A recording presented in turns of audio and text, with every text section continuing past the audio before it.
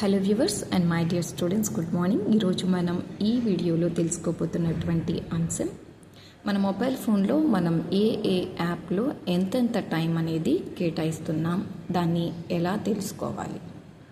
మనలో చాలామంది రోజు గంటల వ్యవధి మొబైల్ ఉపయోగిస్తూ ఉంటాం. అయితే ఒకసారి ఆలోచించండి, ఒక్క రోజులో మనం మొబైల్ను అసలు ఎంతసేపు ఉపయోగిస్తున్నాం, అలాగే ఏ యాప్కి ఎంతెంత టైం అనేది కేటాయిస్తున్నాం.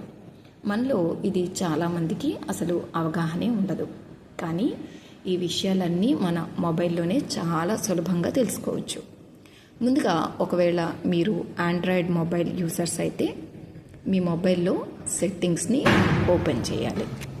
ఆ తర్వాత మీకు సెట్టింగ్స్లో digital wellbeing and parent control అనే ఒక ఆప్షన్ ఉంటుంది. దాన్ని సర్చ్లో వెతకండి. మీరు సింపుల్గా డిజిటల్ వెల్బీయింగ్ అన్నది టైప్ చేయగానే మీకు ఆ ఆప్షన్ డిస్ప్లే అవుతుంది. దాన్ని ఓపెన్ చేస్తే ఈరోజు మీరు మొబైల్ను అసలు పూర్తిగా ఎంతసేపు ఉపయోగించారు, అలాగే ఏ యాప్ని ఎంతెంత టైం ఉపయోగించారు అన్నది చాలా క్లియర్గా కనిపిస్తుంది. అది కూడా మీకు ఒక చార్ట్ రూపంలో. ఈ చార్ట్ మీకు క్లియర్గా ఏ యాప్ని మీరు ఎంతెంతసేపు వాడారు అన్నది తెలియజేస్తుంది. ఇక ఐఫోన్ యూజర్స్ అయితే ఇదే విషయాన్ని ఎలా చూడాలో తెలుసుకుందాం. మీరు ఐఫోన్ గనక ఉపయోగిస్తున్నట్లయితే అందరిలాగానే సెట్టింగ్స్ని ఓపెన్ చేయాలి. ఆ తర్వాత మీరు స్క్రీన్ టైం మీద క్లిక్ చేయండి. తర్వాత see all apps and website activity అనే ఆప్షన్ను ఎంచుకోవాలి. ఇక్కడ మీరు ఒక రోజులో మొబైల్ని ఎంతసేపు ఉపయోగించారు, అలాగే ఏ యాప్ని ఎంతెంతసేపు వాడారు అన్నది చాలా క్లియర్గా డిస్ప్లే అవుతుంది. ఇది మనం తెలుసుకోవడం ఎందుకు ఉపయోగపడుతుంది. ఫ్రెండ్స్, మనం మొబైల్ను ఉపయోగిస్తున్నప్పుడు టైం అసలు ఎలా గడిచిపోతుందో చాలాసార్లు మనకే తెలియదు. కానీ ఒకసారి స్క్రీన్ టైం కనుక చూసుకున్నారంటే మీరే షాక్ అయిపోతారు. అనుకోకుండా 5 నిమిషాలు యూట్యూబ్ చూడాలి అనుకొని 5 అంటే 50 నిమిషాలు చూసినా ఆశ్చర్యం లేదు. అందుకే రోజుకు ఒక్కసారైనా మీ స్క్రీన్ టైంను మీరు చెక్ చేసుకోండి. అవసరానికి మించి ఏదైనా ఒక యాప్ను మీరు ఉపయోగిస్తున్నట్లయితే దాన్ని అసలు మీరు ఎందుకు ఉపయోగిస్తున్నారు, ఏ విధంగా ఉపయోగిస్తున్నారు అన్నది ఒకసారి ఆలోచించుకోవాలి. అలాగే ఆ ఉపయోగం మీకు అవసరమా లేక అనవసరమా అన్నది కూడా ఆలోచించుకోవాలి. మీ మొబైల్లో ఎక్కువ స్క్రీన్ టైం తీసుకుంటున్నటువంటి యాప్ ఏంటో గమనించుకోండి. అలాగే అది మీ వృత్తికి కానివ్వండి లేదా విద్యకు కానివ్వండి సరిపోలేదైతే అందులో ఎలాంటి తప్పిదం లేదు. కానీ ఒకవేళ ఆ యాప్ కనుక మీ వృత్తికి కానివ్వండి లేదా మీ కుటుంబ అవసరాలకు కానివ్వండి అలాగే మీ విద్యకు కానివ్వండి ఎలాంటి అవసరం లేనిదైతే మీరు ఖచ్చితంగా ఆలోచనలో పడాలి.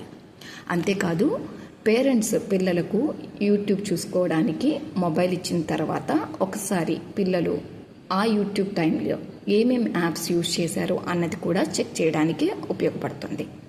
ఇది పిల్లల్ని అనుమానించడం కోసం మాత్రం కాదు, పిల్లల ప్రవర్తన ఎలా ఉంది అని పసిగట్టడం కొరకు. అదేవిధంగా ఒకవేళ మీ లైఫ్ పార్ట్నర్ ఏ యాప్స్లో ఎక్కువ బిజీగా ఉంటున్నారు అన్నది కనిపెట్టాలి అన్నా ఇది మీకు ఎంతగానో యూస్ఫుల్గా ఉంటుంది. కానీ గుర్తుంచుకోండి, అనుమానం అనేది సరైనది కాదు. కొన్నిసార్లు అవసరాలు ఉంటాయి. ఒకవేళ మీ లైఫ్ పార్ట్నరు ఎక్కువ టైం వాట్సాప్లో స్పెండ్ చేశారు అంటే వారు ఎవరితోనో చాటింగ్లో ఉన్నారు లేదా మీకు తెలియకుండా ఎవరితోనో ముచ్చట్లు పెడుతున్నారు అని అస్సలు అనుకోవద్దు. ఇక్కడ నేను మీకు ఒక మంచి క్లారిటీ ఇవ్వాలనుకుంటున్నాను. ఒకవేళ మీరు ఏదైనా యాప్ని ఓపెన్ చేసి ఆ యాప్తో మీరు ఒక 2 minutes స్పెండ్ చేసిన తర్వాత ఆ యాప్ని క్లోజ్ చేయకుండా వేరే పనుల్లో పడిపోయారనుకోండి, మీరు మళ్ళీ ఆ మొబైల్ని ఆ యాప్లో నుంచి బయటకు వచ్చేదాకా ఈ యాప్ యూజ్ చేసినట్లుగానే కౌంట్లోకి వస్తుంది. ఎగ్జాంపుల్, మీరు నిద్రపోవడానికి ముందు వాట్సాప్ ఓపెన్ చేశారనుకోండి. వాట్సాప్ ఓపెన్ చేసి వాట్సాప్లో నోటిఫికేషన్స్ గమనించి వాట్సాప్లో నుంచి బయటికి రాలేదు, అలాగే మీకు అమాంతం నిద్ర పట్టింది. మరలా 2 గంటలకు 3 గంటలకు లేచి తిరిగి మీరు వాట్సాప్ అనేది చెక్ చేశారు లేదా వాట్సాప్ నుంచి బయటకు వచ్చారు. ఈ 2-3 గంటల వ్యవధి కూడా మీకు మీ స్క్రీన్ టైంలో చక్కగా కనిపిస్తుంది. సో అనుమానించడం అనేది గొప్ప విషయం కాదు, అర్థం చేసుకోవడం గొప్ప విషయం. మీ అందరికీ ఈ విషయం అర్థమైంది అనుకుంటున్నాను. Thanks for spending your valuable time. And ఇలాంటి వాల్యుబుల్ ఇన్ఫర్మేషన్ కావాలి అంటే ఛానల్ని ఫాలో అవ్వండి. ఇంకా ఇప్పటి వరకు సబ్స్క్రైబ్ చేసుకుని వాళ్ళు ఎవరైనా ఉంటే ప్లీజ్ టు సబ్స్క్రైబ్. అండ్ మీకు కనుక వీడియో నచ్చినట్లయితే లైక్ చేయండి, షేర్ చేయండి.